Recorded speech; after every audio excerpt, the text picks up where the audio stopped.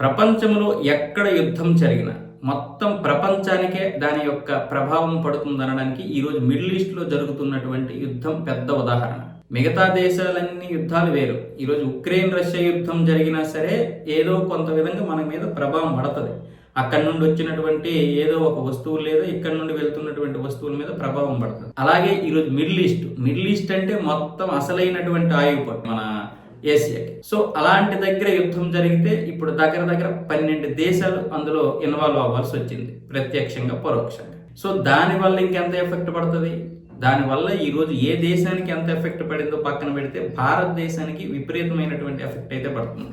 అటు నుంచి చమురు ఇటు రావడానికి ఇబ్బంది పడటమే కాదు, ఇటు నుంచి ఎగుమతి అయినటువంటి అన్ని కంటైనర్లు దగ్గర కొన్ని వందల షిప్పుల్లో కొన్ని లక్షల కంటైనర్లు వెళ్ళాయి.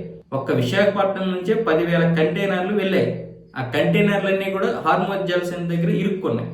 ఇప్పుడు అక్కడ ప్లేస్ లేక అక్కడ తీవ్ర ఇబ్బందికి గురవుతున్నాయి. ఏదైనా తేడా వస్తే మొత్తం సరుకంతా నాశనం అయిపోతుంది, ఏదైనా ఒక క్షిపణి దాడి జరిగినా సరే. అందుకనే షిప్ అధికారులందరూ కూడా దీన్ని ఏదో ఒక పరిష్కారం చూడండి అంటే, ఇక మిగతా దేశాలు పక్కన పెడితే భారత ప్రభుత్వం వెంటనే వాటిని రప్పించే ప్రయత్నం చేస్తుంది. అందులో విశాఖపట్నంకి చెందినటువంటి కంటైనర్ టెర్మినల్ అధికారులు కూడా మళ్ళీ వాటిని వెనక్కి రప్పిస్తున్నారు, ఈ 10,000 కంటైనర్స్ని కూడా. అయితే వాళ్ళు వచ్చేటప్పుడు గుజరాత్లో కానీ లేదా ముంబైలో కానీ వీటిని పార్కింగ్ చేసేయడానికి ఏర్పాటు చేస్తుంటే అక్కడ వాళ్ళకి కూడా ప్లేస్ లేదు, కంటైనర్లకి ప్లేస్ లేదు, షిప్పులు పార్కింగ్కి ప్లేస్ లేదు. కాబట్టి మళ్ళీ మీరు విశాఖపట్నమే తీసుకువెళ్ళిపోండి అన్నట్టుగా ఉంది. ఎందుకంటే అక్కడి నుంచి వెళ్ళినటువంటి మళ్ళీ వెనక్కి వస్తే వీళ్ళకి సరిపోదు.